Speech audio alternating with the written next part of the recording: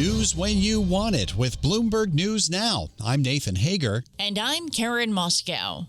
Karen, we begin with new developments on global trade. President Trump has announced a deal with Japan that sets tariffs on the country's imports into the U.S. at 15%. The agreement spares Japan from a threatened 25% rate that was set to take effect next week.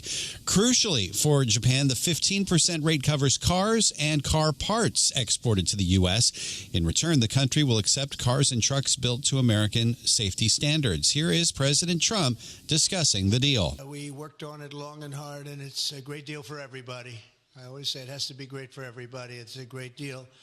A lot different from the deals in the past, I can tell you that. Now, a centerpiece of the deal is a $550 billion fund backed by Japan to make investments in the U.S. Details on that still to be hammered out. Japan's also agreed to buy 100 Boeing aircraft, boost rice purchases, and increase defense spending with U.S. firms. President Trump is also pledging to guarantee Japan the lowest global rate on forthcoming sectoral tariffs. That's expected to include semiconductors and pharmaceuticals.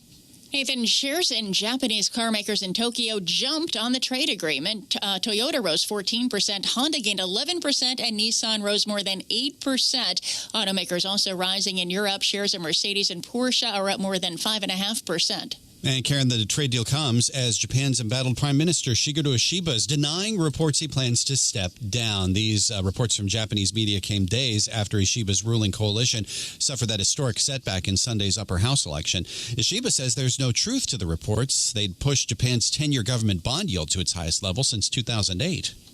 After months of uncertainty, President Trump's latest tariff deals, Nathan, are providing clarity on a new trade landscape for the world's biggest manufacturing region in East Asia. In addition to the Japan deal, a separate agreement with the Philippines set a 19% rate, the same level as Indonesia, and a percentage point below Vietnam's 20% baseline. Meantime, Treasury Secretary Scott Bessent says he'll meet with his Chinese counterparts in Stockholm next week for their third round of talks aimed at extending a tariff truce and widening their discussions. China's Commerce Ministry says Vice Premier He Feng will be in Sweden for those talks. And Karen, President Trump is not letting up in his criticism of Fed Chair Jay Powell.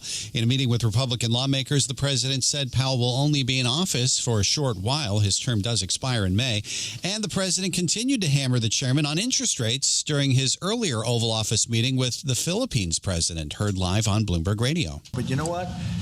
People aren't able to buy a house because this guy is a numbskull. He keeps the rates too high and probably doing it for political reasons. Now, President Trump has said he has no plans to fire Powell. In an interview with Fox Business, Treasury Secretary Scott Bessent said he sees no reason for the chairman to step down now. His term ends in May. If he wants to see that through, I think he should. If he wants to leave early, I think he should.